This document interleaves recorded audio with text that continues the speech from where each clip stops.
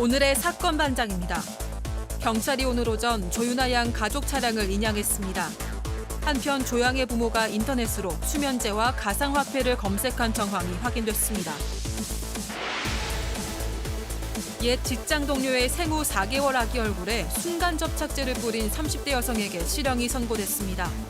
여성은 옛 직장 동료에게 감정이 좋지 않았다는 이유로 범행을 저질렀습니다. 욕실에 몰래카메라를 설치해 의붓딸들을 불법 촬영하고 성추행한 혐의를 받는 60대 남성이 붙잡혔습니다. 남성의 휴대전화 사진첩에는 불법 촬영한 사진 수백 장이 저장돼 있었습니다.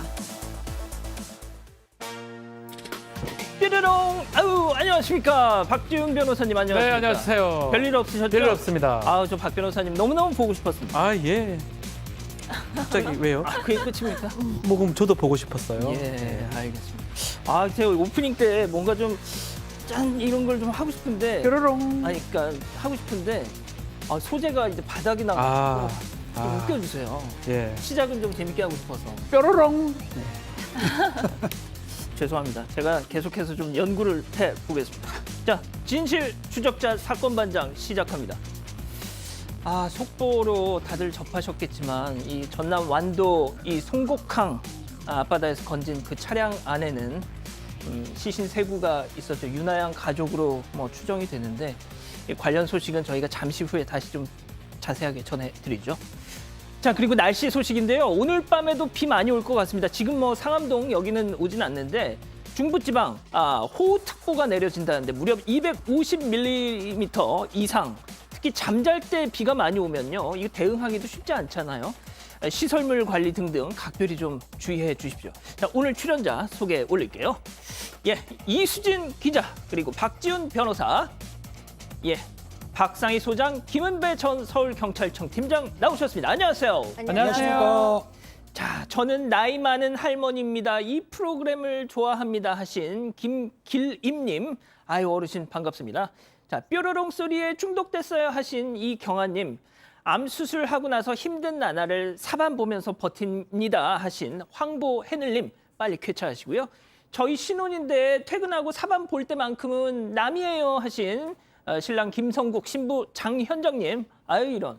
자, 미국 애틀랜타의 SK 자동차 배터리 공장 근처에서 게스트 하우스 합니다. 여기 파견 온 공장 기술자분들 너무 고생 많으세요. 응원해 주세요 하신 윤용덕님, 애틀랜타 지금 엄청나게 더울 텐데 고생 많으십니다. 자, 이수진 기자 항상 웃는 얼굴 너무 좋아요 하신 하이퍼 휴머님, 그리고 이정수님, 박예숙님, 홍전희님, 커피소님 모두 사랑합니다. 자, 재미는 물론 의리로 함께하는 6시 내 고정 사건 반장, 대한민국과 전 세계 동포 가족 여러분의 시선을 모아서 출발합니다.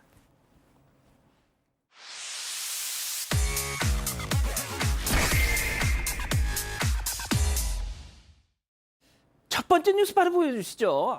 이거 진짜 막장 민폐족 그 후 점점점입니다. 자, 강원도 고성에서 여자 혼자 거주하는 집에 들어가 샤워하고 쓰레기 버리고 난장을 펴고 갔던 그 가족들, 지금 저 보이시죠? 특히 이 피해자, 여성 피해자의 부모님이 사반 가족이셨고 절대 합의는 없다, 무조건 고소하신 그 얘기 전해드렸었는데, 역시나 지금 나오는 저 사람들 방송을 봤는지 우리 얘기네 하고 찾아왔다는 거죠. 네, 그렇습니다. 알다시피 종합세트 민폐족이라고 불렀죠. 그분들이 우리 죄송합니다. JTBC. 네? 잠깐. 죄송합니다. 뭐 하신 거예요, 지금? JTBC 방송을 봤는지. 잠깐만요. 자, 스톱. YT? 팀장님. 야, 이거 대형 방송사고요. 한마디 해주세요, 좀. YTBC는 없습니다. 죄송합니다. 네. 제가 네. Y방송 나간 적이 합니다. 있어가지고. 자, 오늘 김은배 팀장님 마지막 방송. 일단. JTBC 방송을 봤는지는 모르겠지만 그분들이 이제 연락을 해온 거예요. 해가지고 그 가게 주인한테 와서 그 여성이나 가족을 만났느냐 물어보니까 그 옆에 가게 주인 내용을 알지 않습니까? 그러니까 단호하게 모른다고 했어요. 근데 그분들이 사실은 그 누구냐 물어봤더니 저 카니발 3인 방입니다 했어요. 본인들이 잘못을 안 거예요. 본인이 잘못을 알았는데 아마 방송 나오고 하다 보니까는 사과하고 선처를 바라려고 왔던 것 같은데 그게 이제 안 됐던 거죠. 그런데 아마 그 여성 측에서는 뭐라고 했냐면 선처는 없다, 사과 필요 없다는 거예요. 법적인 절차를 취했기 때문에 형사처벌이든 아니 민사적으로 손해배상 받던 그대로 진행하겠다. 이렇게 단호하기 때문에 아마 그분들이 선처를 바라고 사과한다 하더라도 처벌은 면하기 어렵다. 그러니까 애초에 하지 말았어야죠. 예. 한 뒤의 사과는 때는 늦었다. 이렇게 보시면 됩니다. 예. 김은배 팀장님에게도 선처는 없다. 때는 늦었다. 오늘 마지막 방송 많이 기대해 주세요. 자, 후일담 두 번째 어제 전해드렸던 보여주시죠. 저 옥상 텐트. 와, 지금은 텐트인데 시간이 조금 가면서 완전 천막이 돼버린 사춘기 아이를 위한 공간이 필요했어요 했다던 그 사람들 얘기도 후일담이 전해졌죠. 네, 저 사진 말고 다른 사진을 보시면 저거. 네, 옥상에 텐트를 치는 건 물론이고 선풍기에 전등까지 달아놨었잖아요. 심지어 이웃 주민과 갈등을 빚고 나서는 화로까지 갖다 놨었던 거 기억하시죠? 참다 못한 이웃 주민이 구청에 신고를 했습니다. 결국 구청에서 직원이 나와서 이런 판단을 내렸는데요. 이 정도면 휴식용이 아니라 거주 목적으로 설치된 걸로 보인다. 이 텐트를 철거해야 한다. 구청이 시정 명령을 내리기로 했기 때문에 이걸 이행하지 않으면 벌금을 물 수가 있습니다. 어허, 그렇군요. 아, 결국 저렇게 됐습니다. 자, 두 번째 뉴스 이어가죠. 자, 신종 먹튀 주의보입니다. 영상 함께 보시죠. 자, 식당 카운터 앞에서 모자 쓴 남성 가게 주인에게 휴대전화 화면 보여주면서 계좌 이체한다면서 은행 앱을 열었습니다. 이체가 됐느냐? 아니죠. 돈이 넘어가기 직전 화면만 보여주고 슬그머니 송금 취소, 지금 송금 취소 버튼을 눌렀습니다. 야, 이거는 몰래 튀는 게 아니라 먹튀가 아니라요. 진짜 눈 뜨고 코를 베는 겁니다, 지금. 네, 양심 불량이죠. 예, 저 뭐 어르신께서 끝까지 볼 수도 있었는데 믿어준 거잖아요. 근데 그 믿음을 배신하고 저렇게 양심 비양심적으로 저러면 안 되죠. 네, 요즘 사실은 어디 가면 저도 그런 적 있어요. 현금으로만 계산 맞습니다. 가능하니까 이체를 해주세요. 그러고 이체를 하면 이체를 하는 걸 이렇게 보여드리면 마음씨 좋으신 분들은 그냥 누르는 것만으로 그냥 믿어주고 그렇죠. 고개 끄덕끄덕 하시거든요. 지금 영상에 어르신께서도 고개 끄덕끄덕 하는데 야, 거기 가시는 틈을 이용해서 그냥 딱 취소 버튼을 누르니까 어르신들께서 또 이렇게 믿어주시는 것도 이제 하면 안 되나 끝까지 이제 확인을 하셔야 되나 그러니까요. 보다라는 씁쓸합니다. 예, 박 변호사님, 네. 저 짓 하다가 말이죠. 저 식당 사장님이 손목 딱 낚아채면서 어디서 밑장을 빼? 그러고 버리면 맞다.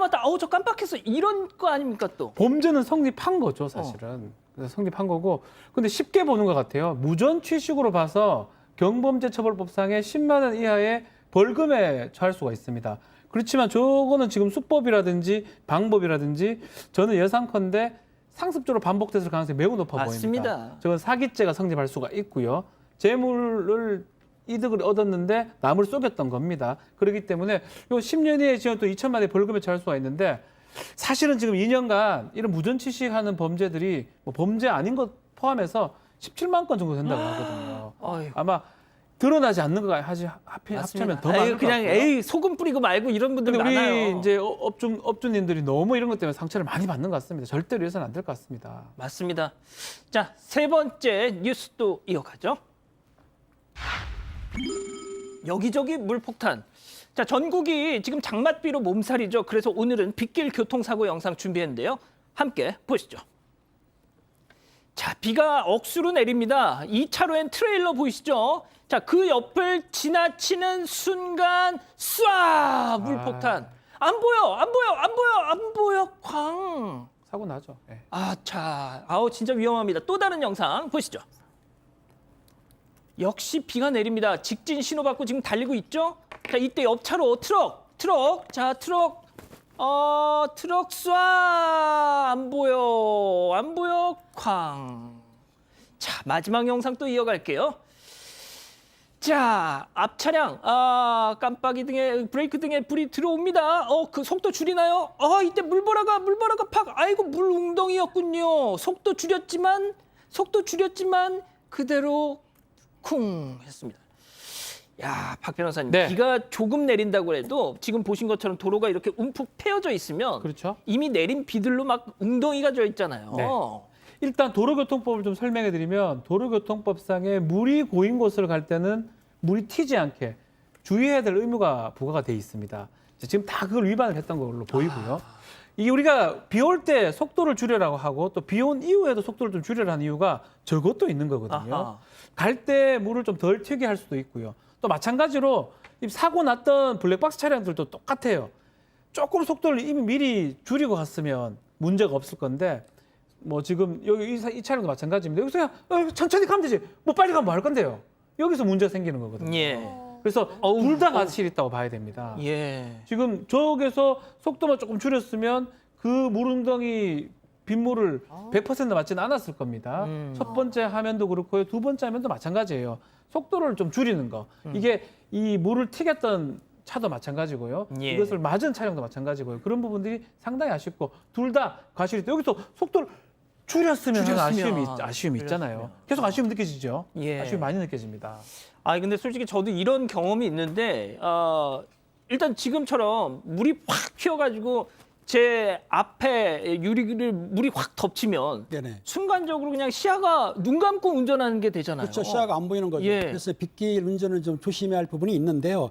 실제적으로 비가 왔을 때 저기 달리게 되면은 수막 현상이라고 하시죠. 예, 예. 하이드로플레닝이라는 영어로 말하면 되는데 아무튼 수막 현상은 타이어가 물에 떠서 가는 현상이거든요. 가속할 경우에. 그렇기 때문에 이 물에 달릴 때 우리가 브레이크를 밟아도 미끄러지는데 보통 마른 땅에서보다 비 오는 날에는 1.8배가 늘어난다고 하니까 10m면은 쓸 수 있는 거리를 20m 이상 가기 때문에 미리미리 준비를 해야 되는 거고 더군다나 중요한 거는 그 안전거리가 우리가 보통 100m라고 하면은 1.5배, 그러니까 즉 150m 이상을 뛰어야 돼요. 왜?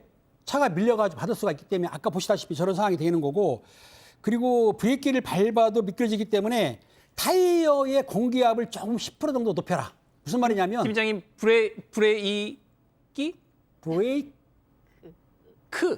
브레이크를 발음을 좀 약하게 하십니다. 브레이크 이렇게 죄송합니다. 예. 어떻든 간에 그리고 속도를 비 올 때는 우리가 감속을 하지 않습니까? 그러니까 100km 속도면 한 80km 달려야 되는데 비가 좀 많이 오면은 절반으로 뚝 자르세요.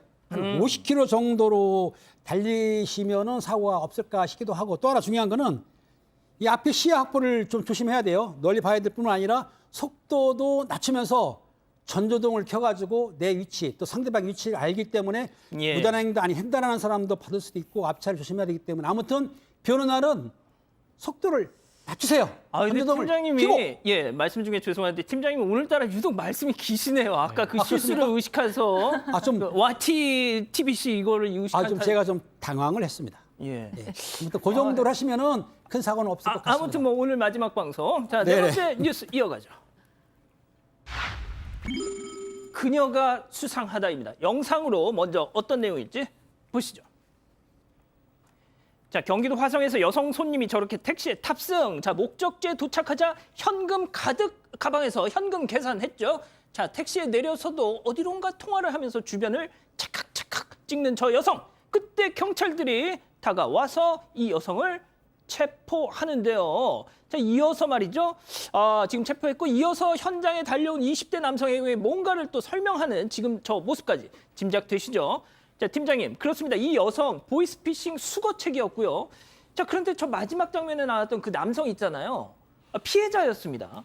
아하, 그러니까 지금 저 화면 오른쪽에 있는 택시 기사분의 그렇죠. 택시 기사분의 그 촉도분이라고 하는데요. 사실은 지난 16일 오후 3시경에 택시 60세 분이 모시는 택시를 여성분이 탔습니다. 탔는데 경기 화성에서 서울 역삼동까지 장거리거든요. 그 장거리를 가고 있는데 한 20분 지나니까 여성이 한 말이 거기를 가지 말고요.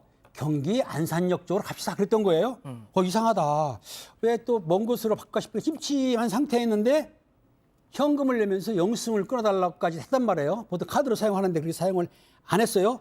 그런데 보니까 안산역 쪽 가니까 사진을 안산역도 찍고 상가도 찍고 사진을 찍는 거예요. 이때 택시기사분이 촉이 딱 온 겁니다. 그래가지고 112 신고를 했던 것이죠. 신고를 하니까 신고할 때는 그 택시기사분도 이 여성분이 보이시피싱에 관계된 사람이라 생각했던 거예요. 예. 3분 후에 경찰이 왔습니다.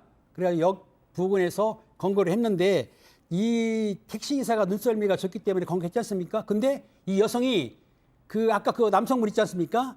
1,100만 원 정도를 받으려고 했던 거예요. 그러니까 미리 경찰이 검거하는 바람에 이 아까 남성분 피해자는 1,100만 원을 뺏기지 않고 잃어버리지 그러니까 그러니까 그 사기바 넘기지 않고 본인이 시킬 수 있었다. 이거는 택시기사분의 눈썰미 덕이고 신속히 출동한 경찰 덕이다.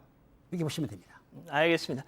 오늘따라 팀장님 좀 말씀 기신 것 같아요, 전반적으로. 그래, 마지막 방송은 농담이니까 너무 귀담아 듣지. 지금 채팅창에서 그만 좀 하라고 저한테 막 뭐라고 하시네요. 네네. 자, 5번째 뉴스 이어가죠. 자, 걸그룹 분노한 물총 테러입니다. 진짜 화납니다. 걸그룹 멤버가 무대에서 공연 도중 물총으로 얼굴 테러를 당했다고 하는데 일단 영상부터 보시죠. 자, 지난 26일 서울 잠실 종합운동장에서 워터밤 서울 2022 자, 걸그룹 여자 아이들 이 공연 중인데 제가 제일 좋아하는 멤버 슈화 씨 계속 이렇게 무대 밑에서 쏘아 올리는 이 물총을 맞고 있습니다. 그러니까 막 몸을 돌려버리잖아요, 지금. 이게 웃고 넘길 일 뭐 이런 걸까지 또 보도를 하냐라고 하실 수도 있는데 아닙니다. 눈을 제대로 뜨질 못해요, 지금. 예? 자, 당시 상황에 대해서 슈아 씨 얘기 잠깐 들어보시죠. 몰랐네. 이렇게 한 줄 몰랐잖아. 너무 놀랐어요. 야! 누가 그렇게? 저 진짜 몇 초 동안 한 30초? 진짜 사람 안 봐요. 진짜 이렇게요. 여러분, 적당히 해라고 했잖아. 대만 분이시죠? 네, 그렇습니다. 근데 이 워터밤이 아티스트랑 관객이랑 각자 편을 먹고 물총 싸움을 하면서 공연도 하는 그런 콘서트입니다. 그런데 한 관객들이 이제 여자아이들 슈화에게 눈도 뜨지 못할 만큼 심하게 물총을 쏜 건데요. 가수들이 무대 위에 있잖아요. 맞아요. 저렇게 눈이 안 보이면 위험할 수가 있거든요. 그렇죠. 그래서 이날 공연 전에 그 여자아이들 리더 소연도 우리 눈에는 쏘지 말자 이렇게 주의를 미리 줬었대요. 그런데 관객들이 눈에도 물 쏘고 뭐 입에도 물을 쏘고 이래서 굉장히 불편한 상황이 이어진 건데요. 그래도 저렇게 슈아는 웃으면서 누가 그렇게 물을 쏘냐, 30초 동안 사람이 안 보였다, 뭐 적당히 하라고 하지 않았냐, 비교적 점잖게 이야기를 했습니다. 소장님, 그 걸그룹 선배 입장에서 그 소장님 시절에는 저는 워터밤 이런 행사는 없었지만 네. 난감했겠어요. 네, 저는 저 수하 씨가 진짜 많이 참고 있지만 더 화내고 싶었을 것 같아요. 근데 걸그룹이라는 거는 내가 말을 했을 때 팀이 피해를 보니까 굉장히 그냥 장난스럽게 어머라고 얘기했지만 속에서는 얼마나 좀 속상하고 화도 많이 났을까. 우리 그러지 맙시다. 그러니까요. 알겠습니다. 자, 마지막 뉴스 이어가죠. 머리카락 넘겨주는 사이. 자, 박 변호사님, 네. 남편이 말이죠.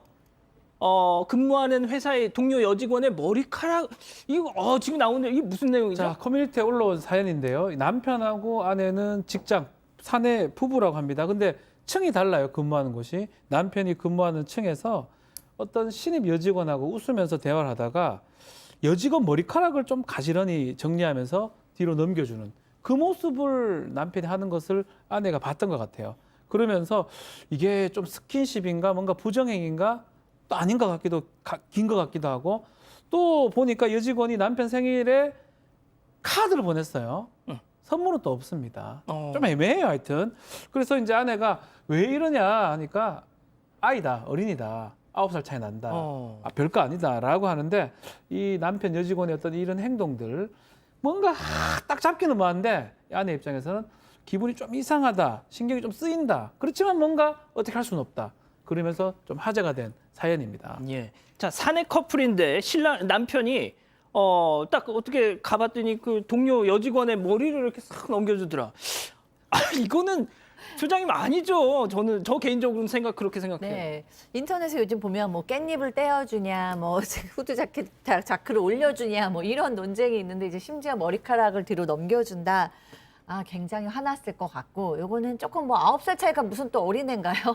이거 좀 위험한 상황인 것 같고, 이 아내는 지금 남편한테 아직 얘기를 못했어요. 아하. 왜냐면 되게 떨릴 것 같아요. 왜냐면 정말 큰 싸움이 날 수도 있고, 이 싸움이 만약 진짜 둘이 무슨 관계면 어떡해요? 그러니까 아내가 너무 많이 불안하고 갈등이 있는 것 같아서 먼저 네티즌의 의견을 좀 물어보고 싶다라고 얘기를 하고 있는데, 글쎄요, 애탈 것 같습니다. 그 소장님 생각은 어떠세요? 좀 부적절하다? 많이 부적절하죠. 머리를 이렇게 넘겨주는 거는 그건 아닌 것 같아요. 깻잎 이렇게 떼주는 근데 것까지는 상황을 좀 더 저는 좀 봤으면 좋겠어요. 상황. 뭐 여기 뭐가 좀 먼지 같은 게 있을 수도 있고 어. 뭐 땀이 묻어 있을 수도 있고 땀을 뭐가 왜 닦아줘? 지저분한 상당히 지저분한 뭔가 있을 수도 있고 그것을 불쾌하지 않게 그 확인이 좀 돼야 됩니다. 땀, 먼지. 저는 뭐 대부분 근데 무죄 추정의 원칙에 따라 가지고 왜 그런 행동을 했는지를 더 따져봐야지. 지금 그 아니, 행동으로 뭐 붙은 것까지는 괜찮은데 땀을 어떻게 닦아줘? 하여튼 땀 뭐든지. 닦아주는 게 더 이상한데. 오물 있을 수도 있고요. 덥다, 오물 덥다. 있을 수도 있고. 그러니까 그 남편분이 지금 한 거는 그냥 카드 한 장 받은 거 하고 대화 나누면서 이거 한 게 다 하거든요. 그 이상의 증거를 좀 확보하시길 바라겠습니다. 그 이상의 증거. 체증을 하시라고. 네. 뭐라고요? 체증을 하시라고 조언을 해주시는 것 같아요. 알겠습니다. 대전 서구 월평동 이마트 트레이더스 맞은편에 이 전 맛집 별이 빛나는 땡에 이미선 사장님 보고 계시나요? 을지로 골뱅이 시키면 김치 부침개는 서비스로 주신다고 했죠. 알겠습니다. 대전 서구 사시는 사반 가족 여러분, 오늘 야식은 골뱅이입니다. 특별한 이들의 대부분은 초심이라는 페이스를 유지했을 뿐인 보통 사람. 너처럼 Keep the pace.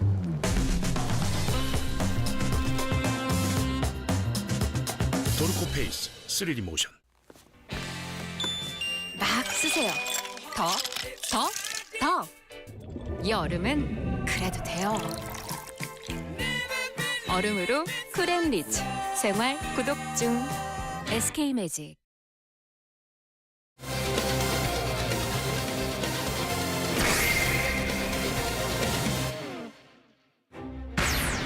경찰이 오늘 오전 조윤아 양 가족 차량을 인양했습니다. 한편 조양의 부모가 인터넷으로 수면제와 가상화폐를 검색한 정황이 확인됐습니다. 지금까지 드러난 사건 상황을 정리합니다. 자, 오늘 첫 번째 사건 체크포인트 짚어보죠. 예, 차량 인양입니다. 어제 속보로 전해졌던 소식 다들 놀라셨겠죠? 실종됐던 조윤아 양 가족의 차량이 어제 발견이 됐고 오늘 오전에 인양이 됐습니다. 자, 먼저 경찰 얘기부터 듣고 가시죠. 6월 29일 12시 20분에 차량 인양을 완료했고 차량 내에서 사체 3구를 확인했습니다. 사망 원인에 대해서는 사체의 검시 및 검안, 국과수의 부검을 통해서 명백히 할 계획이고요. 인양된 차량에 대해서도 국과수에 감정 의뢰를 해서 교통사고의 흔적이 있는지 혹 또 차량에 고장이 있었는지 여부 등에 대해서도 이렇게 명백히 확인할 계획입니다. 자, 모든 국민 여러분들 생각이 같았을 거예요. 저 인양됐던 차가 텅텅 비어 있기를 바라셨을 텐데 일단 그렇진 않았죠. 자, 이 기자가 다시 한번 좀 정리를 해주시죠. 네, 조윤아 양 가족의 마지막 모습이 포착된 건 지난달 30일 밤 11시였습니다. 펜션을 나서서 차를 타고 송곡항으로 향했는데요. 2시간 만에 조양과 조양의 어머니 휴대전화가 먼저 꺼졌고요. 새벽 4시쯤 아버지의 휴대전화도 꺼졌습니다. 실종 한 달 만에 마지막 신호가 잡혔던 곳 인근에서 가족의 차량이 발견됐는데요. 발견 당시 차는 뒤집혀 있었고 펄에 묻혀 있었습니다. 그리고 오늘 아침 10시부터 자동차를 끌어올리는 인양 작업이 시작됐고 정오가 조금 넘어서 인양을 완료했습니다. 자, 일단 박 변호사님, 네. 경찰 역시도 저 오늘 차에서 나온 시신 세 구를 윤아 양 가족으로 추정된다. 그러니까 윤아 양 가족이 맞다라고는 아직 안 하고 있고 계속 추정이라는 표현을 쓰고 있습니다. 그렇죠. 추정이라는 건 이제 고도의 개연성이 있지만 뭐 확인해 줄 수는 없는 그런 상황을 말하는 거고요. 어젯밤에 차량이 전복된 게 발견이 됐지만 이 썬팅, 틴팅이라 그러죠. 많이 돼 있고 안에 좀 어두워서 확인을 못했는데 오늘 1시 20분쯤에 확인이 됐습니다. 일단 시신 3구가 확인이 됐고요. 앞에는 안전벨트를 착용하고 있었고 뒤에 두 시신은 착용하지 않는 게 발견이 됐고요. 특히 이제 부패가 좀 상당히 진행됐기 때문에 만일 가능성이 전혀 없는 건 다를 가능성도 있습니다. 그렇지만 일단은 뒤에 성인 여성 또 아이고 여성 아이 또 앞에는 성인 남성이 벨트를 메고 있고 그래서 지금 아마 추정이 되는 상황이 아닌가 그렇게 보입니다. 그러니까 한 달 정도 지금 물 속에 빠져 있는 상태로 시신이 있었던 거기 때문에 뭐 아시겠지만 이 보통 익사한 시신들이 특히나 오랫동안 물 속에 있던 시신들의 훼손 정도가 가장 심합니다. 그래서 지금 뭐 당국에서도 뭐 부검을 통해서 신원을 확인해야 되는 그런 절차를 거쳐야 한다는 건데, 자 소장님 일단 차량은 어떻게 해서 발견이 된 거죠? 네, 이제 경찰이 조양 가족이 30일에 밤 11시 6분에 지금 차량을 타고 이 해당 장소를 지나가는 것을 확인을 했어요. 그래서 동네에 다시 CCTV를 통해서 인근 해역을 집중적으로 조사를 했고 수색도 잠수부를 이제 잠수부가 들어서 수색을 해서 2시간 만에 차량을 발견을 했어요. 근데 지금 송곡항 인근 반파제에서 이제 바다로 돌진한 걸로 추측이 되고 있는데, 바다로 이제 떠내려 가다 보니까 방파제에서 80여 미터 떨어진 곳에서 엔진룸이 펄에 박힌 채 발견이 됐고, 예. 그때 이제 트렁크는 열려 있었고 경찰이 트렁크에서 여행용 가방을 건져 올렸고 결국에는 이제 물에 떠내려가다가 걸렸다라고 보고 있습니다. 자 일단 저희가 뒤에서 얘기를 하겠지만 극단적 선택에 대한 뭐 지금 전망들이 좀 나오고 있지만 그 얘기를 하기 전에 팀장님. 예. 사고사일 가능성은 없습니까?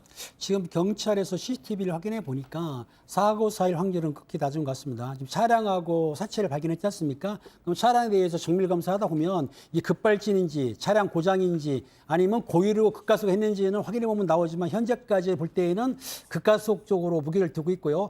또 사체를 발견했기 때문에 감식을 하게 되면 실제적으로 상처라든지 아니면은 뭐 약물 중독 같은 것들을 확인해 볼 수가 있거든요. 그리고 아마 여기에 중요한 거는 그 차를 인양했을 때 주차 모드로 돼 있다는 거예요. 예. P 모드로 돼 있는데 그러면은 급가속을 했는데 왜 주차 모드냐 이런데 실제적으로 차를 급가속해서 물에 닿을 순간에 사람이 당하거든요. 그러면 변속기를 잡고 있으면 자기도 모르게 힘을 주기 때문에 요 뒤에 들어가 있는 게 P까지 밀려나갈 수가 있어요. 예. 그렇기 때문에 피해 주차는 그럴 확률이 크다. 아무튼 경찰은 여러 가지로 조사를 해가지고 정확한 사항을 발표할 것입니다.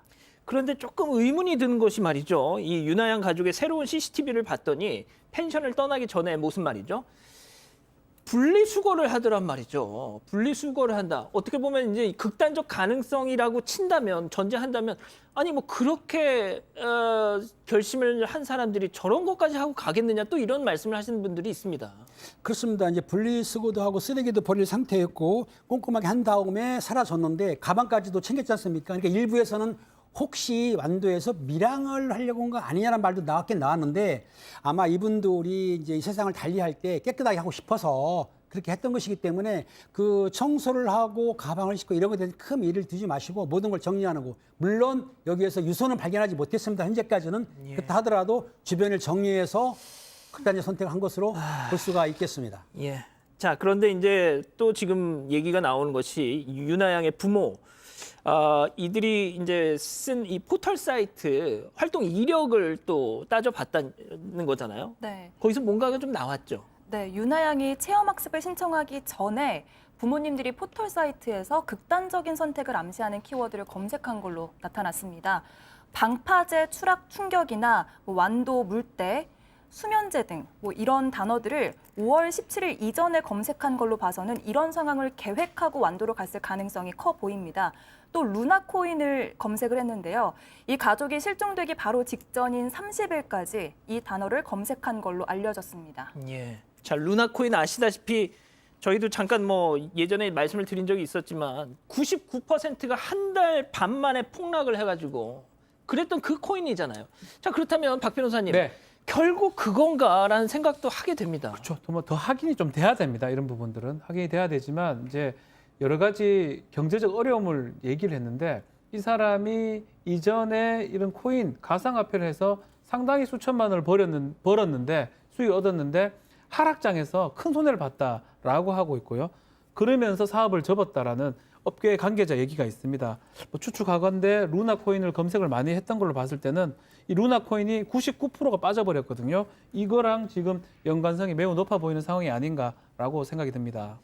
자, 이제 저희가 이제 루나코인과의 어떤 연관성을 조금 주목할 수밖에 없는 것이 루나코인 폭락 사태가 막 벌어져가지고 쭉쭉쭉쭉쭉 빠지던 그 시기와 유나가 이 체험 학습을 가겠다고 학교에 신청을 했던 시기가 겹칩니다. 그리고 또 이 유나의 아버지의 지인들에 따르면은 평소 뭐 이런 증언도 나오더라고요. 평소 컴퓨터 모니터에 이 코인 차트를 띄워놓고 수시로 확인하는 모습을 볼 수 있었다. 뭐 이런 증언들도 나오던데 아직까지는 뭐 확인된 게 아니니까 그냥 가능성만으로도 좀 남겨놓겠습니다. 자, 소장님. 네. 일단 이게 뭐 아직도 뭐 좀 여지는 있는 것이지만 극단적인 선택의 어떤 가능성을 전제를 한다면 네. 뭐 성인들이야 자신들의 결정으로 그렇게 할 수 있다고 쳐요.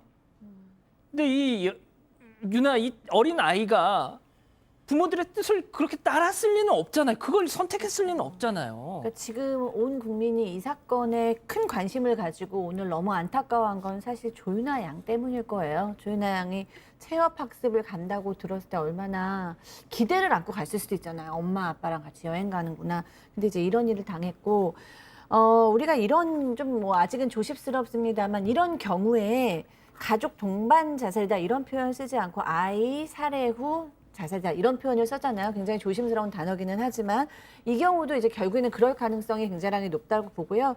저는 이 극단적 행동을 했다면 이거는 현실의 문제보다 심리적 문제인 것 같거든요. 물론 가상화폐를 통해서 때문에 경제적인 걸로 인해서 너무너무 괴로웠을 것을 이해 못하는 바는 아니지만 엄마와 아빠가 36세, 33세면 사실 파산 신청을 한다던가 재기를 도모해 봤어야 되는데 그러지 못하고 심리적으로 너무 스트레스 받으니까 그냥 생각 자체가 막혔다는 생각이 들고 또 앵커 말씀처럼 그런 결정을 한다고 해도 사실 이 인생의 이 아이의 인생까지 본인들이 결정을 하면 안 되는 거죠. 이 예. 개인의 아이는 어떻게 보면 사회나 다른 어른들이 잘 키울 수도 있는데 그럼요. 이런 것들을 참 고인이 되신 분들께는 죄송하지만 또 이야기를 안 할 수가 없습니다. 결국은 아이를 살해한 후 극단적 선택했을 가능성이 지금 매우 높은 상황입니다. 뭐 아이가 이게 만약에 맞다면요? 극단적 선택이 맞다면 예, 아이가 뭐 극단적 선택했다고 보긴 어렵기 때문에 그렇습니다.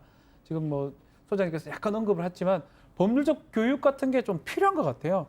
이렇게 빚이 많다고 하더라도 회복 절차들이 있습니다. 파산이라든지 회상이라든지 절차가 있고요. 마찬가지로 채권이나 채무 독촉의 추심에 대해서도 그것에 대해서 적법하게 하지 않으면 신고를 하거나 이 채권 추심에 공정하게 관한 법률 등이 제정이 돼 있어요. 일몰이후에 전화를 한다면 그것은 전화를 못하게 한다든지 뭐 그런 것들이 막 좀 알았다면 또 전문가의 도움을 좀 얻었다면 하는 그런 아쉬움이 많이 들고요. 뭐 심리적 부분도 있겠지만 유나가 무슨 죄가 있겠습니까? 예. 그런 부분을 꼭 말씀드리고 싶습니다. 자, 뭐 루나 코인 얘기가 나왔으니까 또 드리는 말씀인데 이 루나 코인을 이렇게 지금 만든 사람이 권도형이라는 사람이잖아요. 근데 지금 뭐 저희가 JTBC에서 뭐 여러 차례 보도를 해드리고 있다시피 난 사기를 친 게 아니라 실패한 것이다 이러면서 재기를 도모하고 뭐 이런 모습이 계속 뉴스로 전해지고 있죠. 알겠습니다. 첫 번째 사건 이렇게 정리하고요. 두 번째 사건 이어갑니다.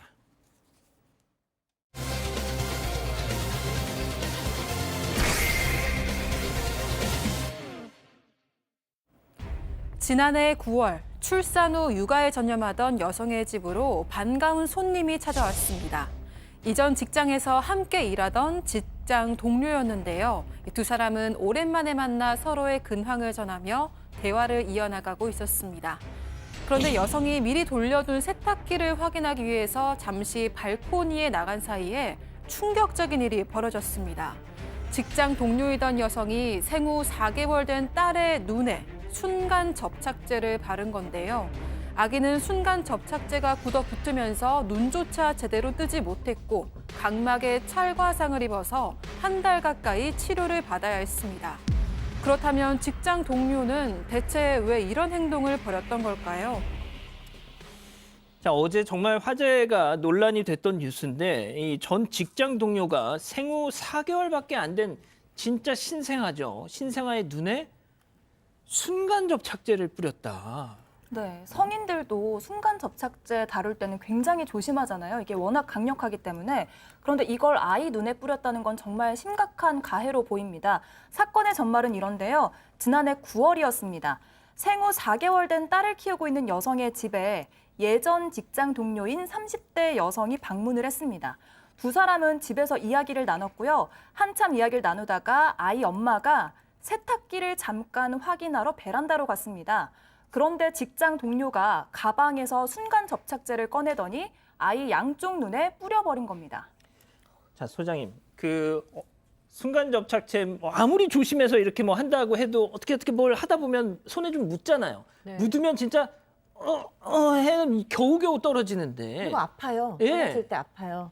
그걸 아이 눈에다 지금 우리 가족 여러분들이 뭐라고 하시냐면 이거 사이코패스 아니냐 이 사람. 응?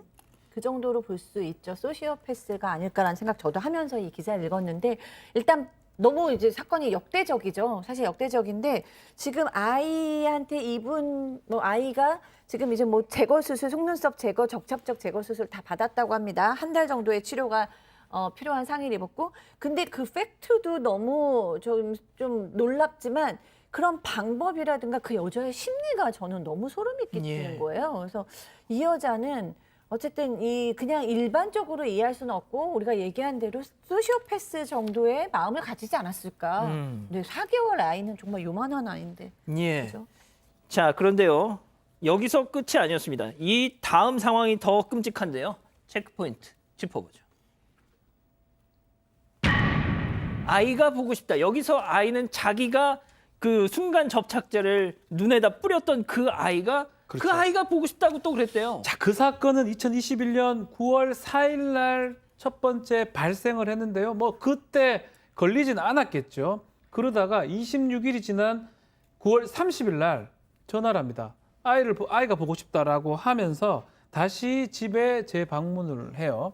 재방문을 해서 이 애가 그때 생후 5개월입니다. 5개월인데 엄마가 젖병을 지금 가지러 간 사이에 또다시 자신의 가방에서 순간 접착제를 꺼내서 아이의 이번에는 양쪽 콧구멍에 접착제를 뿌리고 해서 숨을 못 쉬게 만드는 일을 발생시켰습니다. 팀장님, 그 아이 신생아의 당연히 콧구멍은 진짜 조그만하지 않습니까? 그렇죠. 거기다가 접착제를 막 이렇게 넣었으면 막히면 그냥 죽으라는 얘기잖아요. 아마 그러니까 이 여성분은 악마예요. 마녀인데 실제적으로 아이 그 천사, 날개 없는 천사한테 그걸 죽으라 했던 것 마찬가지인데 일단은 아마 그 직장 동료인데 아마 그 여성분이 그 피해자 아이의 엄마분이 얘기를 하면서 그랬던 것 같아요.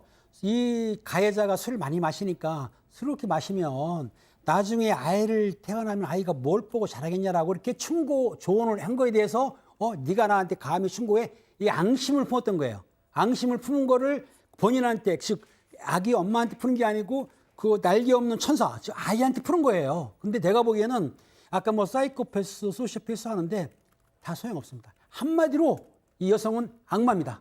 마녀의 심장을 가진 아주 악마 같은 여자죠. 예.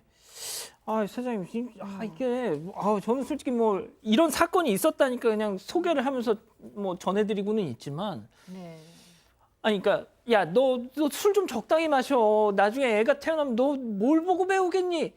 아니, 그 정도 얘기한다고 저렇게 하는 사람이 어디 있어요? 그러니까 이제 이유가 안 되는 거죠. 이 여성은 언젠간 누군가한테 이렇게 행동을 했을 사람인데 4개월밖에 되지 않는 아기한테 했다라는 면에서는 더 이제 약자를 찾았을 거기 때문에 언젠가 이제 문제가 일어났을 법한 인격의 사람이다라는 생각이 들고요.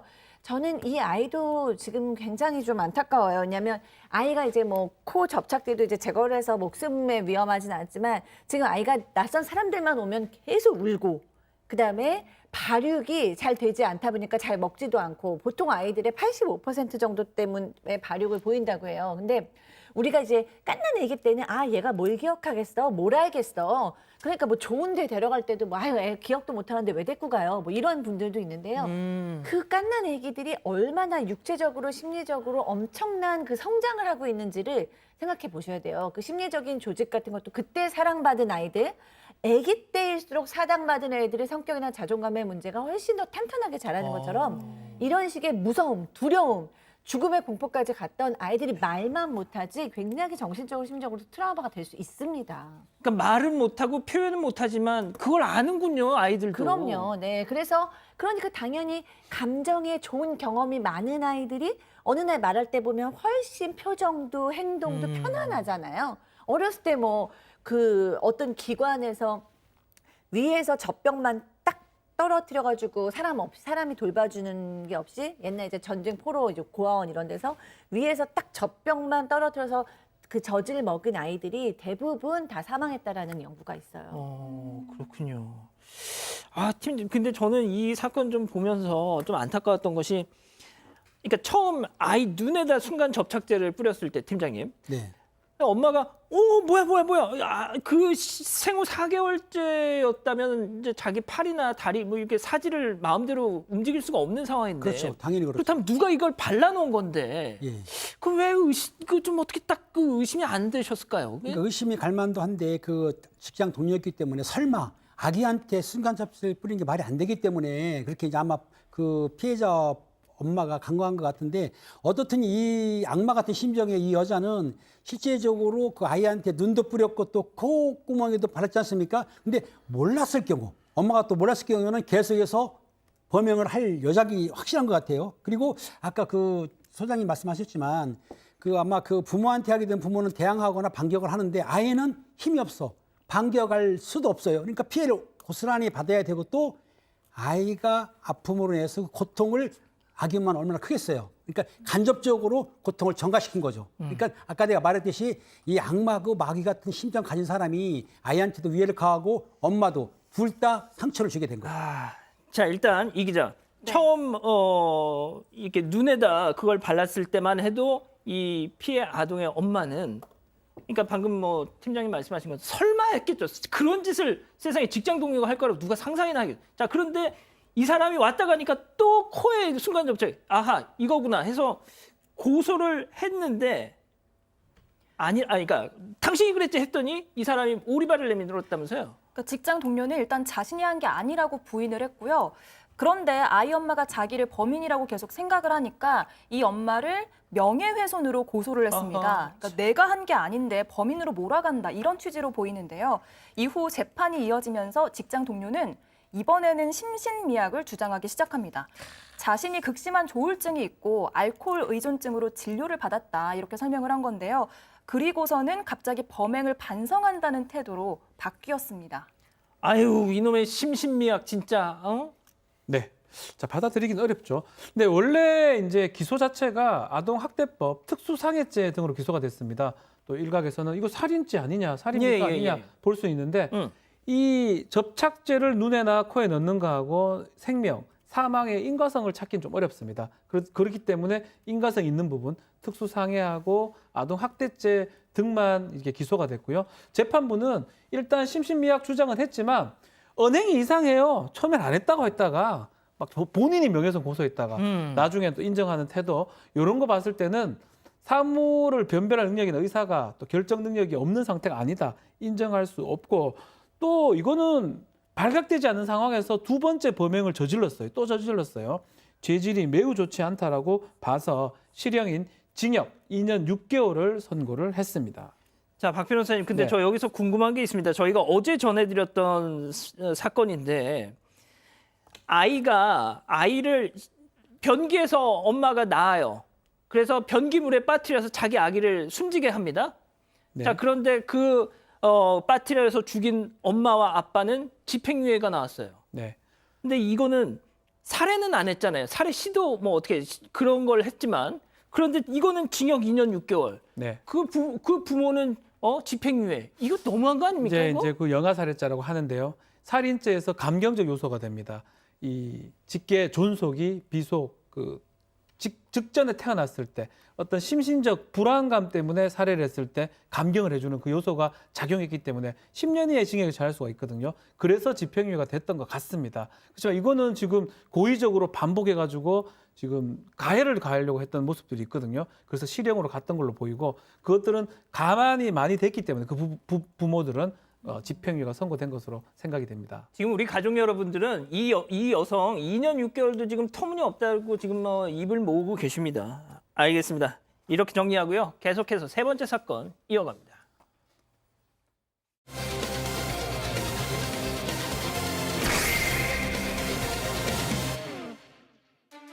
욕실에 몰래카메라를 설치해 의붓 딸들을 불법 촬영하고 성추행한 혐의를 받는 60대 남성이 붙잡혔습니다. 남성의 휴대전화 사진첩에는 불법 촬영한 사진 수백 장이 저장돼 있었습니다. 사건의 전말을 파헤쳐 봅니다. 이 참은 저는 진짜 정말 이런 사건은 전해드리고 싶은 생각이 정말 없지만 정말 잊을만 하면 나옵니다. 잊을만 하면. 그러니까요. 이게 어머니가 재혼을 하면서 자매가 새 아버지와 살게 되면서 벌어진 일인데요. 자매들이 성인이 되면서 2018년에 독립을 했었대요. 그런데 이제 어머니가 그래도 주말에는 가족들과 함께 보내자 이렇게 말씀을 하셨고, 그래서 두 자매가 주말엔 집에 자주 왔었대요. 지난해 8월에 둘째가 충격적인 걸 집에서 발견한 건데요. 새 아버지의 휴대전화 사진첩을 보다가 우연히 자신과 언니의 나체 사진 그리고 동영상들을 발견하게 된 겁니다. 그런데 한두 장이 아니고요. 무려 500장이 넘는 불법 촬영물들이 있었는데요. 500~600장은 너무 병적이잖아요. 예. 그런데 혹시나 해서 아버지의 노트북까지 확인을 해봤는데 거기에도 이런 것들이 저장이 돼 있었다고 합니다. 자, 그러면 이 의붓 아버지, 새아버지라고 참 일단 그러니까 그렇게 불러야 되지만 솔직히 그런 생각은 별로 안 들죠. 이 남성이라고 할게요. 이 남성 그러면은 그 자신의 의붓 딸들을 집으로 유인했을 거 아니에요. 그렇죠. 뭐 범행을 지금 하려고 했기 때문에 유인으로 표현하는 게 맞는 것 같습니다. 2018년부터 이제 딸들이 독립을 했는데 집에 이제 주말이나 뭐 밥을 같이 먹자, 좀 집에 좀 같이 지내자, 주말 같은 경우는 그렇게 어머니하고 그렇게 얘기를 했던 것 같아요. 그래서 주말마다 이 첫째 딸 또 딸들이 이 집에 방문했고요. 화장실에 그런 어떤 사진을 찍는 게 발견이 됐던 거 보입니다. 그래서 아마 이 발견했던 딸 입장에서는 매우 놀랐지 않았을까 생각이 듭니다. 자, 팀장님. 뭐가 됐든 친아버지는 아니어도 의붓 아버지라는 사람이 얘들아 뭐 주말에 같이 식사를 하게 집으로 오렴. 이러면은 누가 그걸 의심하겠습니까? 의심을 안 하죠. 아버지도 아버지이기 때문에. 근데 이제 그 변태성욕, 이 변태성욕자면서 추한 아버지인데 이 사람이 아까 말했듯이 몰카를 설치한 다음에 큰딸하고 막내딸을 이제 자고하라 했던 거예요. 근데 다정한 말이지만 실제적으로는 기히 카메라를 설치했기 때문에 계획된 범죄인 거죠. 그러니까 아마 우리 집에서 자고하라고 할 때부터 몰카를 설치한 다음에 계속적으로 찍었기 때문에 동영상이라든지 사진이 500장, 600장 나왔기 때문에 아주 더럽고 치사한 변태 성역자로 저는 볼 수가 있는 겁니다. 자, 이 막내딸의 신고로 경찰이 집안을 수색을 했는데 자, 결국 카메라가 나왔습니다. 체크포인트 짚어보죠. 화장실, 그러니까 욕실 칫솔통에 웬 만년필이 있더라, 소장님. 네, 그러니까요. 만년필 불법 카메라를 화장실에 이제 샤워하는 게 잘 보일 만한 각도로 딱 놓은 거죠. 그러니까 이제 다 보인 건데 지금 생각해 보면 칫솔에 웬 만년필이 있어 이상하다고 생각하지만 사실 뭐 가족이 여러 명이 사는 가족에는 집에 있는 뭐를 의심하지 잘 않을 수 있잖아요. 당연하죠. 그냥 뭐 우리 아빠가 그냥 만년필 났나, 엄마가 만년필 났나, 잘못 꽂았나 이러고 그냥 넘어가는데 이제 와서 잘 보니까 불법 카메라 만년필이 그 화장실에 있었고요. 그리고 이제 그 후에도 그 동영상이나 사진을 다 삭제하는 등의 증거인멸을 했다고 합니다. 증거인멸 시도를 한 거죠. 예. 자, 그런데 이 남성 의붓 아버지라 불리던 이자가 이 자기가 불법 촬영한 영상물 사진을 유포하려는 시도까지 했다면서요. 네, 이 남성은 유포를 해서 자매들을 협박할 생각이었던 모양입니다. 이 정도면 가족이 아니라 거의 범죄자랑 함께 산 건데요. 막내딸은 이 남성과 친척이 통화를 했고 그 친척한테 전해 들었다고 하면서 새 아버지가 애초에 유포를 하려고 이렇게 불법 촬영물을 찍었던 거였고 언니와 아는 사람들에게 이런 촬영물을 보내려고 했다라는 걸 전해 들었다고 말을 했습니다. 아유, 자, 이 기자 다시 한번 물어볼게요. 자, 불법 촬영만 한 게 아니고 또 있었어요. 그러니까 검찰은 새 아버지를 불법 촬영 혐의뿐만 아니라 성추행 혐의로도 기소를 했습니다. 이 남성이 2017년과 2018년에요. 두 딸을 강제추행하기도 했다는데요. 자고 있는데 이 남성이 다리를 만졌고 둘째 딸은 다른 방으로 도망가는 것 외에는 할 수 있었던 게 없었다 이렇게 전했고요. 언니도 마찬가지로 자고 있을 때 성추행을 당했는데 이 남성 변명이 정말 황당합니다. 너무 예뻐서 그랬다 이렇게 변명을 한 겁니다. 참 자, 그런데 말이죠. 여기까지는 지금까지는 그 이 자에 정말 어처구니 없는 이 범죄 행위에 대한 얘기였는데, 자, 그런데 말이죠. 박 변호사님. 네. 경찰이 영장을 신청하지 않아서 이 남성에 대해 이자에 대해서 납득하기 좀 어렵습니다. 지금 가족 간의 성범죄도 있고요. 또 더 나아가서 성폭법상의 불법 촬영죄, 유포를 목적으로 했던 이 강하게 처벌받을 범죄를 좀 저질렀는데, 이 사실은 구속 사유가 증거인멸의 우려나 도망의 우려인데 지금 증거인멸을 하려고 시도했던 정황들도 보이는 거거든요. 근데 이제 경찰 관계자 입장에서는 초범이고 본인이 범행을 인정했기 때문에 구속할 만한 사안은 아니라고 판단해가지고 영장을 경찰이 신청하고 검찰이 청구하면 법원이 발부하는 겁니다. 최초 단계가 경찰인데 경찰 자체가 신청을 안 해버린 겁니다. 그러다 보니까 둘째 딸 같은 경우는 이 구속된 게 아니다 보니까 감옥 갔다 오면 다 죽이겠다. 아하, 이렇게 참. 2차 가해 협박 피해가 있다라고 하거든요. 그래서 이런 부분은 조금 납득하기가 좀 어려워요. 더더군다나 이 같이 지금 거주를 해야 되는 상황입니다. 그렇다면 분리 조치가 반드시 필요한 상황인데 이 분리 조치가 영장을 통해서 좀 했었어야 되지 않는가 이런 생각이 좀 많이 듭니다. 자, 결국 이제 초범이었다. 초범이었다는 게 처음 범행을 저질렀다는 게 아니라 처음 걸렸다는 거 아닙니까? 그렇죠. 예? 초범을 우리가 자꾸 잘못 알고 있는데 정말 지금 처음 했던 게 아니고 수백 장을 지금 찍었다고 하죠. 그게 지금 걸린 거거든요. 이렇게 바라보는 게 조금 맞는데 수사기관에서 조금 기계적으로 인정했고 초범이고 첫 번째 범행이고 그러다 보니까 신청까지 가지 않았던 것 같습니다. 자, 팀장님 짧게 부탁드릴게요. 그래도 경찰이 저렇게 했는데 검찰이 추가 보강 수사를 해서 결국 구속영장을 청구를 해서 청구를 했죠. 경찰에서 받은 그 증거물하고 피해자는 불구속이니까 조사를 해보니까 영상을 복제한 것 같아요. 복제한 거 해가지고 추가 범죄를 밝혔고 또 강제추행죄를 밝혔기 때문에 검찰에서는 영장을 신청을 해서 그 발부받았기 때문에 구속이 됐던 거죠. 그런 상황인데 아마 그 1심죄 아마 다음 달 13일에 이제 재심이 두 번째 재판이 열리는데 검찰에서는 좀 더 확실하게 했던 거고 첫 번째 사항 경찰에서는 조금 약간 좀 부족한 수사를 했던 것 같아요. 자, 소장님 짧게 좀 부탁드릴게요. 만약에 저 따님들이 소장님께 상담을 네. 요청하면 네. 뭐라고 말씀해 주고 싶으세요? 네. 일단은 아버지가 아니었기 때문에 조금도 가족에 대한 죄책감이나 미안함은 느낄 필요가 없고 또 이 아버지는 이 딸들을 딸이라고 생각하지 않고 성적 대상으로 여겼을 뿐만 아니라 나아가서 유포를 하겠다는 것은 범죄 대상으로 여긴 거예요. 그러니까 딸이 이 세상에서 어떤 해를 당하든지 말든지 난 상관이 없다라는 거기 때문에 가족 관계에 대한 죄책감이나 혼란을 하는 버리고 그냥 가해자 대 피해자로 상대하시는 게 맞다고 봅니다. 예, 알겠습니다. 세 번째 사건 이렇게 정리하고요. 별별 상담소 이어갑니다.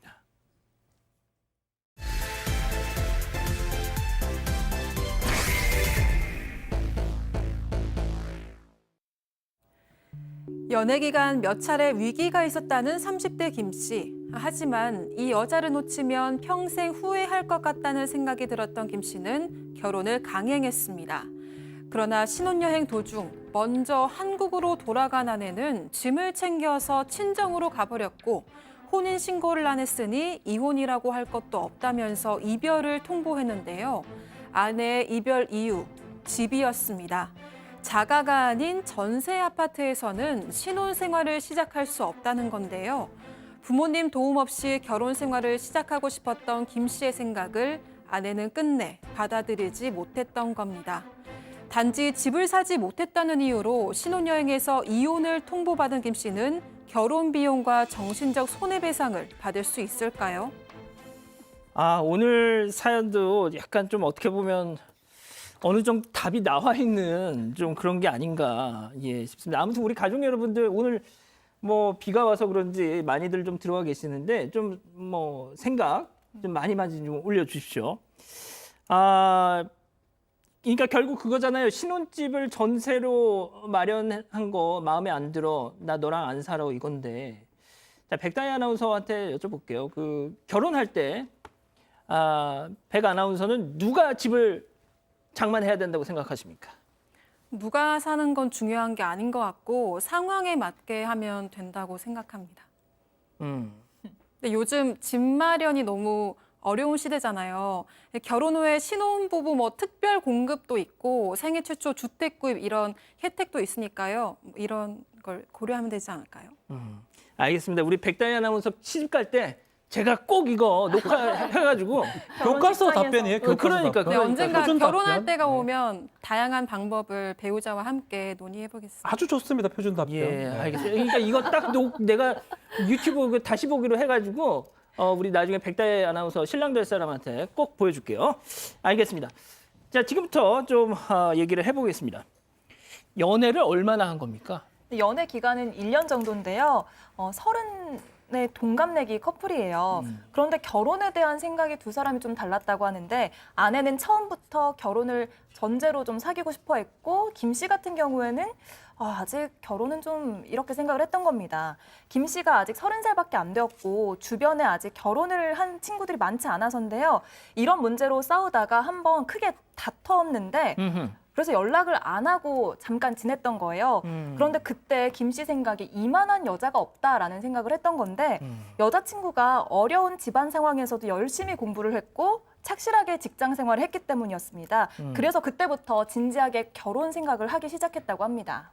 그 여성분은 결혼 생각이 없었던 거예요? 아니면 아예 뭐 그러니까 비혼주의자였던 건가요? 뭐 그건 아니고요. 남성분이죠. 남성분이 이제 남성. 예, 남성분이 네. 이제 대학원까지 박사까지 했기 때문에 부모가 이제 학비를 대지 않습니까? 이게 빚이 졌던 거예요. 빚이 졌는데 내가 취직을 잘해서 부모가 이제 대출금이라든지 빚도 갚고 또 그리고 그 부모한테 좀 잘하자 싶은 마음으로 이제 했는데 갑자기 결혼하게 되면은 이거 먹튀가 되는 거지 않습니까? 그렇기 때문에 좀 조심스러웠던 것 같아요. 근데 이제 다행히 직장에 취업을 했어요. 취업하니까 돈이 생겨. 그러니까 부모들한테 봉사도 하고 부모님 빚도 갚아주고 이런 상황이면서 2, 3년 정도 이렇게 하려고 그랬는데 그 당시에 애인을 만나게, 즉 연애하게 된 거예요. 그러니까 연애하면서 결혼을 뒤로 미루자. 한 2, 3년 동안 돈도 모으고 뭐 결혼 자금도 마련하고 신혼집의 마련이 어느 정도 하자고 생각했기 때문에 본인이 결혼 생각은 있었지만 좀 밀렸던 건데 이 문제가 발생하게 된 거죠. 자, 박사까지 하고 또 바로 취직한 지 얼마 안 돼서 또 결혼을 한다. 그러면 결국 이 집 마련은 부모님한테 이렇게 좀 하는 수밖에 그렇죠. 없겠는데요? 박사 공부를 하려면 돈이 많이 들죠. 취직이 좀 늦어졌고요. 그렇다면 만약 결혼하려면 부모님의 어떤 손을 좀 벌려야 되는 상황인데 또 이 김 씨 부모님이 경제적으로 넉넉했다고 해요. 그렇지만 김 씨의 판단은 나는 지금 유학까지 왔고 공부도 시켜주셨는데 또다시 돈을 달라고 하는 거는 이건 맞지 않다. 아하. 또 지금 취직 잘했어요. 박사잖아요. 취직도 잘하고 또 목돈이 조금 모여가려고 하고 있는데 이거를 내가 모아서 하면 되는데 엄마, 아빠, 어머니, 아버지한테 돈을 달라 하는 건 맞지 않다라고 내 힘으로 하겠다라고 판단했던 걸로 보입니다. 멋있네요. 멋있죠? 예. 자, 그런데 말이죠. 이 김 씨, 남자는 그렇다 치고 그 여자친구, 여자친구도 조금 그래 오빠 멋있다 뭐 이러면서 좀 딱 하면 좋잖아요. 네, 오늘 이 여자친구는 뭐 어떻게 뭐 대변해 줄 수가 없는 좀 그런 상황일 것 같은데요. 이미 결론은 났습니다. 그러니까요. 네, 여자친구는 사실 결혼을 할 때 부모님께 손 벌리지 않을 만큼 결혼 준비를 할 수 없는 상태였어요. 이 여자친구도 대학원 석사를 졸업을 했습니다. 그리고 좋은 회사에 취직해서 지금 알뜰살뜰 모으면서 검소하게 돈을 모으기 시작하긴 했는데 이 여자친구는 좀 집안 사정이 많이 어려웠대요. 어허. 그래서 대학 가자마자 대학교 때부터 본인이 학비를 마련했어야 돼서 학자금 대출도 하고 아르바이트도 하고 본인 용돈도 다 벌어 쓰고 이런 사정이었다고 합니다. 그러니까 뭐 사실 결혼 자금 이런 건 사실 뭐 지금 생각할 수가 없는 상황이었던 거죠. 아니 그런데 그 여자친구는 왜 그렇게 결혼을 서둘렀대요? 여자친구는 집안이 어려웠다고 했잖아요. 그렇기 때문에 빨리 결혼을 해서 안정적인 가정을 꾸려야겠다 이런 마음이 더 강했던 거예요. 그런데 이제 김 씨를 만났는데 김 씨가 성실하고 다정한 데다가 공부도 열심히 해서 좋은 직장을 다녔고 시부모님이 아들을 박사, 뭐 유학까지 시킬 정도면 뭐 좀 재력이 괜찮지 않나라는 생각이 들어서 이제 부럽기도 하고 자신도 그 가족의 일원이 되고 싶었던 거죠. 이거 이 정도까지 들으니까 뭐 더 전세가 좀 불리해지는 상황이 되고 있는데 자 이제 본격적으로 결혼 얘기가 오고 가면서 이 집 문제가 확 수면 위로 부상합니다. 집 문제가 되는 거죠. 그러니까 이제 여자친구가 집에 가난하다고 하니까 남자가 걱정 말어. 신혼집 마련 내가 할게. 이렇게 말을 했어요. 근데 문제가 뭐냐면 여자친구는 미안해 했지만은 실제적으로 맞벌이 하면서 모으면 될 것 같다고 생각했는데 그 여자 입장에서는 시부모, 즉 시부모한테 어느 정도 도움을 기댔던 것 같아요. 근데 남자는 뭐라고 했냐면 시부모한테 기대지 않고 내가 모으는 돈 둘이 모아가지고 또 은행에서 대출받아서 사겠다. 그러니까 여자는 화를 낸 거예요. 아니 은행 대출을 왜 받냐. 부모한테 돈을 빌려서 은행 이자를 주자. 부모 돈은 내 돈이다 생각했던 거예요. 이 여자분은. 거기에 다툼이 시작된 거예요. 그러니까는 그 여자 입장에서 볼 때는 은행의 이자를 갚는 것보다는 부모 돈은 은행 이자를 쳐주지만 안 갚아도 문제가 안 되지 않습니까? 그러니까 이중 생각을 했기 때문에 문제가 됐던 거고 이 김 씨 같은 입장에서는 집을 내가 사는 데까지 부모 도움을 안 받고 내 힘으로 둘이서 벌자는 주의였고 여자는 부모 도움을 받자고 생각을 했던 거죠. 예. 자, 그런데 앞서 말씀드렸다시피 집 문제로 이미 한번 대판 이렇게 크게 싸워가지고 이별을 했었는데 왜 또 다시 화해를 해가지고 만나 또. 예비 장모님이 있었습니다. 이 장모님이 중간에서 좀 미안하다, 뭐 김서방 뭐 이렇게 얘기를 하면서 그래서 새롭게 만났던 것 같고요. 이 김 씨 입장도 그렇습니다. 아내의 좀 어릴 때부터 돈에 대한 어떤 그런 부분들을 알았기 때문에 안쓰럽다고 생각을 했던 것 같고요. 또 이 아내 야무지다고 봤어요. 그래서 놓치면 또 안 된다라고 또 생각을 했기 때문에 자기가 지금은 전세로 하겠지만 나중에 잘 살게 해주겠다라는 결심을 했고 그래서 전세로 신혼집을 결정하기로 두 사람이 합의를 하고 원만하게 결혼을 했습니다. 또 김 씨 부모님도 예비 며느리 기특하다면서 명품 백하고 다이아 반지를 또 결혼 예물로 선물을 해 줍니다. 자, 이 정도 왔고 또 저렇게 결혼까지 꼬리는 했으면 이제 뭐 자식들 놀이로 뭐 행복하게 살면 되는 건데 어쩌다가 이게 또 이제 완전히 탁 파탄이 난 겁니까 이게. 네. 이 여성이 정말 좀 너무 이 집에 연연하고 좀 근시안적으로 인생을 사는 것 같다는 느낌이 드는데 어쨌든 결혼을 했어요. 그리고 신혼여행을 이제 몰디브로 떠났어요. 그리고 이 남편은 아내를 아끼는 남편이잖아요. 그래서 고급 리조트 예약도 하고 이제 신혼여행 행복하게 살아야지 그랬는데 이 아내는 이 여행에는 관심이 없었던 것 같아요. 비행기를 타자마자 그래서 우리 이제 전세로 집을 살아도 이제 몇 년 후에는 어머니 아버지께 얘기해서 우리 집 살 거지라고 얘기를 했어요. 몰디브 물어봤어요. 가는 비행기 안에서. 비행기에서. 아이고야. 네. 이런. 근데 남편은 그래도 사람이 좋은 사람이라 아니 나는 그런 건 아닌 것 같고 우리가 열심히 일해서 우리가 이제 집을 사 나가야지 전셋집 정도로만 해도 어머니 아버지께서 잘해주셨는데 우리가 열심히 일해서 집 사자 이렇게 했어요. 이 말에 이제 아내는 헤어져야겠다고 생각을 합니다. 그래서 몰디브에 도착하자마자 대화를 하지 않아요. 같이 그 리조트도 잘 가지 않고 같이 짐을 풀었지만 이 여성은 혼자서 그냥 나와버립니다. 그리고 한국으로 혼자 귀국을 해버립니다. 첫날 밤도 안 하고요. 안 하고 왔겠죠? 야. 뭐 써있진 않지만. 네. 지금 딱 이 정도까지 나오니까 우리 가족 여러분들이 그 김 씨에 대해서 조상님이 도왔다. 뭐 이런 반응을 보여주시는데 자 그러면은 네. 아니 세상에 신혼여행 가가지고 가는 비행기 몰디브로 가는 비행기 안에서도 오빠 그 집 어떻게 할 거야 이 얘기부터 시작해가지고 딱 선을 그으니까 세상 혼자 귀국해버려. 이러면은 이거는 아니죠. 이거. 근데 심지어 이제 김 씨가 한국에 와 보니까 아내가 신혼집에 없었대요. 친정집으로 가버린 건데요. 그러면서 이제 혼인 신고도 하지 않았으니까 이혼도 할 것도 없고 신혼 살림 샀던 거 그것만 나누면 되겠다 이렇게 얘기를 한 겁니다. 심지어는 직접 오지 말고 이삿짐 센터를 통해서 보내라 이런 세상에. 식으로 얘기를 했는데요. 꼴도 보기 싫다. 그러니까요. 그러니까 김 씨가 굉장히 큰 배신감을 느꼈다고 합니다. 그래서 더 이상은 아내를 설득하고 싶지 않았고 이럴 거면 결혼 생활을 아예 시작하지 않는 게 낫겠다라고 판단을 했죠. 그래서 아내에게 선전포고를 하는데요. 결혼 파탄의 책임을 법적으로 묻고 배상을 받고 싶다 이렇게 생각을 해서 이렇게 선전포고를 한 겁니다. 자 그러면 이쯤에서 별별 상담소 오늘의 궁금증 짚어보죠. 결혼식 직후 이혼 요구하는 아내. 박 변호사님, 이거 손해배상 청구 가능합니까? 일단은 우리가 말하는 이제 법률론 같은 경우는 혼인 신고가 기준이 됩니다. 혼인식을 한다 해가지고 두 사람이 법률이 되는 게 아니고요. 뭐 구청이라든지 가서 혼인 신고를 했을 때 그때부터 법률혼 관계가 됩니다. 대부분 우리 부부들 보면 알겠지만 결혼식 이후에 한 몇 달 있다가 뭐 며칠 있다가 혼인 신고하는 경우가 많거든요. 그 중간 단계는 사실상 사실혼 관계라고 봐야 돼요. 결혼은 했는데 누가 봐도 부부이긴 한데 법적인 부부는 아닌 상황이기 때문에 그 과정에서 헤어지는 경우가 되게 많아요. 그래서 혼인 신고 안 했으니까 우린 부부도 아니다. 뭐 부부인 듯 아닌 듯 그냥 헤어지는 경우도 많은데 우리 법원은 이런 경우 혼인의 불성립에 준해서 판단을 많이 합니다. 사실혼 관계인데 어떤 잘못을 한 사람한테는 위자료라든지 그 청구가 가능하고요. 불성립 워낙 짧게 지금 결혼했잖아요.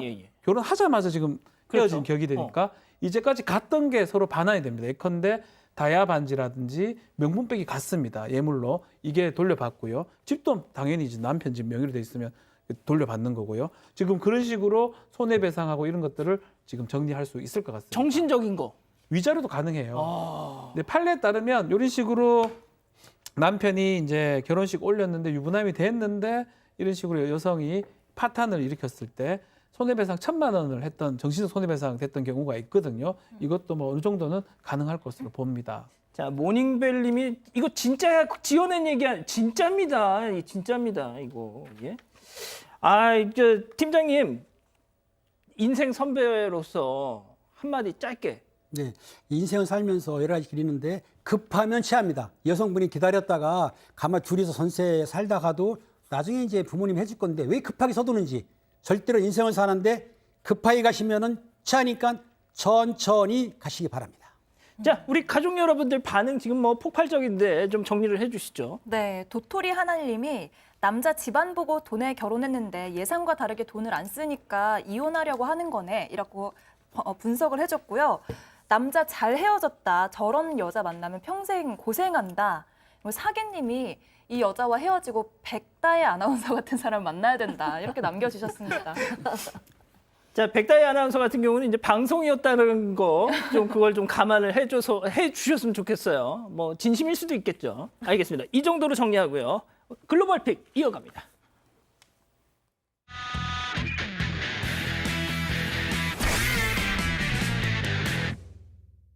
자, 첫 번째 픽 미국으로 가보시죠. 네, 어느 경찰관의 보디캠에 찍힌 영상입니다. 경찰차가 자동차 수리점으로 들어서려고 하고 있는데요.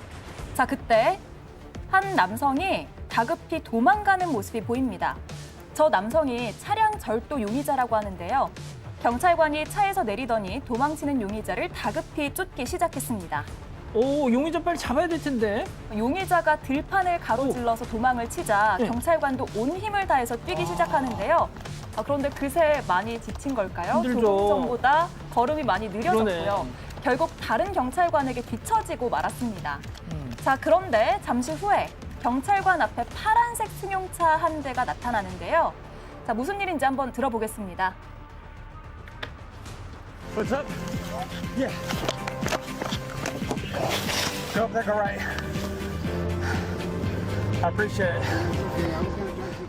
지금 태워준 거예요, 경찰관을. 네, 그렇습니다. 당시 날씨가 굉장히 더웠다고 하고요. 경찰관이 착용하고 있는 장비 무게만 해도 9kg이 넘거든요. 그래서 땀을 뻘뻘 흘리면서 힘겹게 용의자를 쫓고 있으니까 이 경찰관 모습이 굉장히 안쓰러웠던 모양이에요. 그래서 운전자가 경찰관에게 자신의 차에 올라타라고 한 겁니다. 잡혔습니까? 먼 거리는 아니었는데 차량 운전자는 경찰관을 용의자가 있는 곳까지 데려다 줬고요. 다른 경찰관이 용의자를 체포하는 그 순간 이 경찰관도 무사히 도착을 할 수 있었습니다. 조금 늦었군요, 결과적으로. 네, 조금 늦었습니다. 차량 운전자는 이후 현지 언론 인터뷰를 통해서 해야 할 일을 했을 뿐이라고 겸손하게 말했습니다. 아유, 그렇군요. 자, 두 번째 픽 대만으로 가보시죠. 난터우시의 어느 카페인데요. 한 남성이 아이와 함께 음료를 주문합니다. 잠시 후 남성이 주문한 음료가 나왔는데요. 자, 음료를 본 남성의 행동이 조금 이상합니다. 자, 무슨 일인지 봤더니 아르바이트생의 실수로 음료가 잘못 만들어진 거라고 하는데요. 그럼 다시 만들어서 줘야 되겠네. 그런데 다행히도 저 남성이 아르바이트생의 실수에도 음료를 그냥 달라고 했다고 합니다. 오, 멋진 모습. 한 잔 다시 주문을 하겠다면서 친절한 모습을 보였는데요.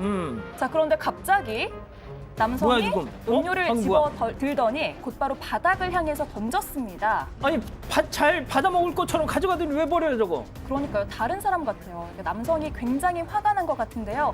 조금 전 친절함을 보였던 것과는 완전히 다른 모습입니다. 남성의 돌발 행동에 직원은 물론이고 아이들까지 굉장히 놀랐는데요. 이후 점장은 당시 상황이 담긴 이 CCTV 영상을 공개하면서 실수를 눈 감아줘서 감사하다는 말까지 했는데 갑자기 돌변해서 너무 무서웠다 이렇게 말을 했습니다. 저 사람 성격 이상하네. 자, 세 번째 픽, 미국 캘리포니아주로 가보시죠. 자, 길가에 배수구 하나가 보이죠? 배수구 안에서 이상한 소리가 좀 들려옵니다. 누군가가 배수구 안에 갇혀 있다는 것 같고요. 두려움에 떨면서 울부짖고 있는 듯합니다. 무슨 상황인지 한번 들어보겠습니다. Just don't leave me here. He's gonna come back. Huh?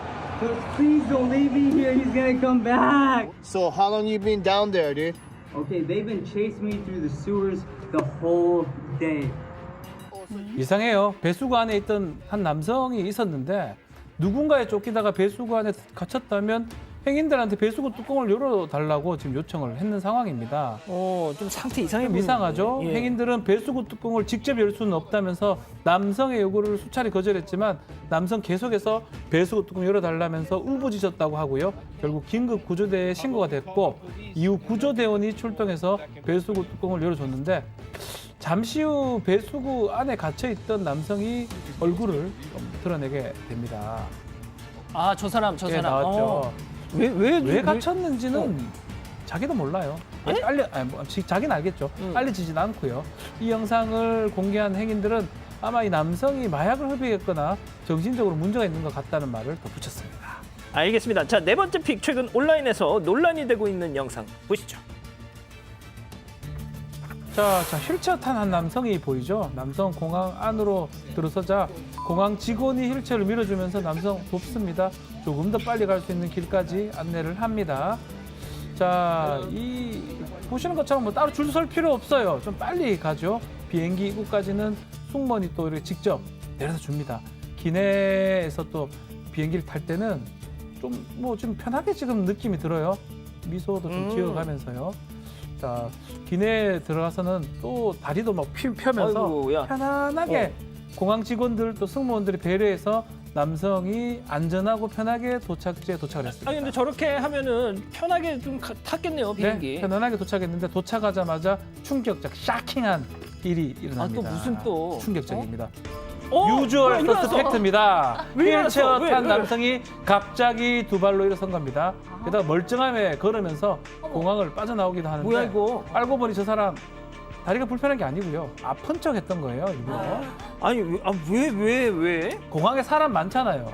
줄을 서서 출국 수송을 하면 2시간 줄을 서야 되니까 귀찮아서. 자기 말로는 비행기 놓칠 것 같아서 그랬다고 합니다. 남성 구성당한 척 연기를 했고요. 다리를 쩍쩍거리면서 공항에 들어섰다고 합니다. 그러자 세상에. 공항 직원이 휠체어를 마련해 줬다고 하네요. 야. 저 남성 참 못됐습니다. 예. 아유, 진짜 저 사람 나쁘다, 진짜. 아유, 알겠습니다. 자, 사랑하는 사건 반장 가족 여러분, 오늘 안전한 밤 되시고요. 저희는 내일도 별이 6개, 저녁 6시에 다시 옵니다. 자나깨나 폭우 조심. 안녕히 계십시오.